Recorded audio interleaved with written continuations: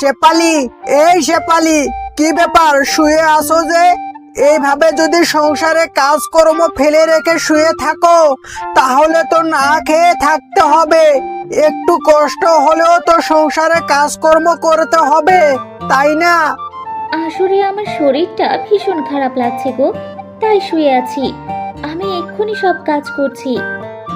যাই, ঘরে তো এক ফোঁটা পানিও নেই, আমি বরং একটু পানি নিয়ে আসি। আ ও মা গো, আমি যে আর উঠতে পারছি না, আমার পেটে যে ভীষণ ব্যথা করছে। এ কি, সাপের বাচ্চাটা তো কলসির নিচে চাপা পড়ে মারা গেছে। ওরে বাবা, পেটটা যে আমার ভীষণ ব্যথা করছে, আমি যে আর সহ্য করতে পারছি না, আমি যে আর সহ্য করতে পারছি না। এই, তুই কি করেছিস? তুই আমার সন্তানকে মেরে ফেলেছিস। আমি তোকে অভিশাপ দিচ্ছি, তোর পেটের সন্তান ভূত হয়ে জন্ম নেবে। আমার মতো তুইও সন্তান হারা হবি। ও সাপ মাতা, তুমি আমাকে এমন অভিশাপ কেন দিলে? আমি তো ইচ্ছে করে তোমার সন্তানকে মারিনি।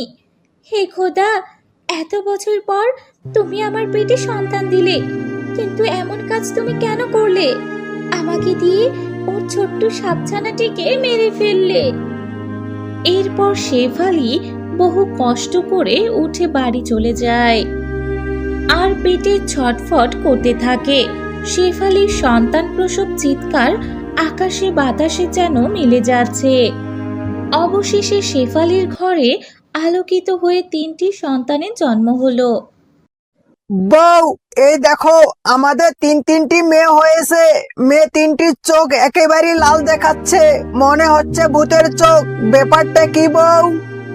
ওগো, আমি তোমাকে কি করে বলি, এই যে সাপ মাতার অভিশাপ, এরা যে সাধারণ কোনো মেয়ে হবে না, এরা যে ভূত হবে। আমি এই ভূত 3 সন্তানকে নিয়ে কি করব? বউ, এদের তুমি দেখে রাখো, আমি এদের জন্য দুধ নিয়ে আসি।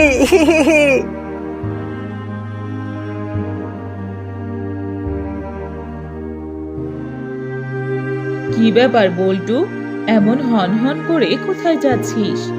বাঘিনী মামি, আজ আমার তিনটি মেয়ে হয়েছে। আমি আমার মেয়েদের জন্য দুধ আনতে যাচ্ছি। যাও না মামি, আমার মেয়ে তিনটিকে দেখে আসো। বাপ রে, 3টি মেয়ে?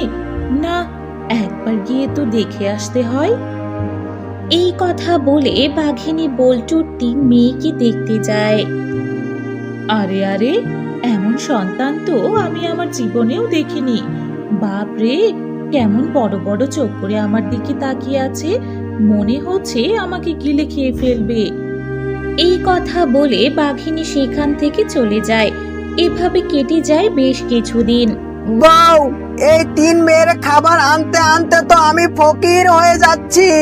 কালকেই তো 20 কেজি দুধ নিয়ে আসলাম, আর তুমি বলছো কিনা সব দুধ ওরা খেয়ে ফেলেছে। ওরা কি সত্যি সত্যি আমার মেয়ে নাকি ভূত? আমার কাছে আজ তো কোনো টাকা পয়সা নেই, আমি আর ওদের জন্য খাবার আনতে পারবো না। হে বিধাতা, তুমি এখন আমায় বলে দাও, আমি আমার এই 3 ভূত সন্তানকে নিয়ে কি করব?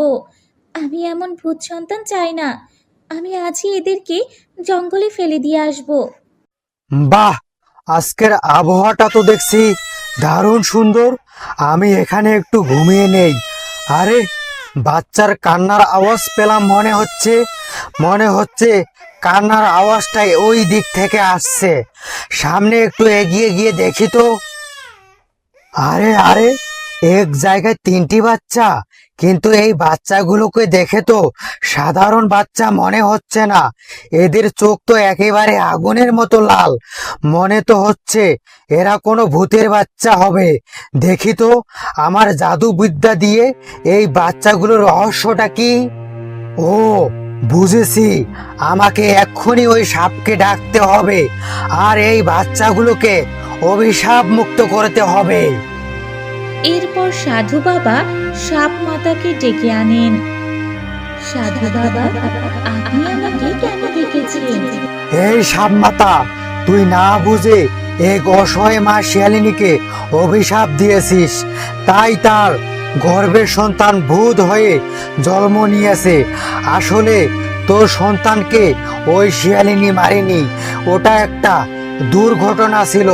তাই তুই দয়া করে এই 3 কন্যার উপর থেকে তোর অভিশাপ তুলে নে। সাধু বাবা, আমি আপনার কাছে ক্ষমা চাচ্ছি। আমি না বুঝে এমন কাজ করেছি, তার জন্য আমি খুব লজ্জিত। আর এক্ষুনি আমি ওই 3 কন্যাকে অভিশাপ মুক্ত করে দিচ্ছি। এরপর সাপ মাতা জাদুর শক্তি দিয়ে বাচ্চাগুলোকে অভিশাপ থেকে মুক্ত করে দেয়, আর সাথে সাথে শিয়ালিনী ভূত 3 কন্যা সাধারণ কন্যাতে পরিণত হয়। সাধু বাবা, এবার আমি চলি। এরপর সাধু 3 কন্যাকে নিয়ে বল্টুর বাড়িতে যায়। সাধু বাবা, আপনি এই 3 কন্যাকে নিয়ে কেন এসেছেন? আমি তো এদেরকে জঙ্গলে ফেলে দিয়ে এসেছিলাম।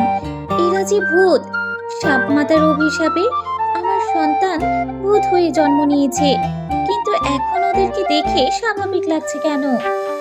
ওগো, তুমি তো এসব ব্যাপারে এতদিন আমায় কিছু বলনি, আজ তো সবই শুনলে। শোন বল্টু, এতে তোর বউয়ের কোনো দোষ নেই। এটা আসলে একটা দুর্ঘটনা ছিল। তোর সন্তানরা এখন সম্পূর্ণ বিপদ মুক্ত। চিন্তা করিস না বল্টু, এখন আর তোর সন্তানরা তোকে জ্বালাতন করবে না।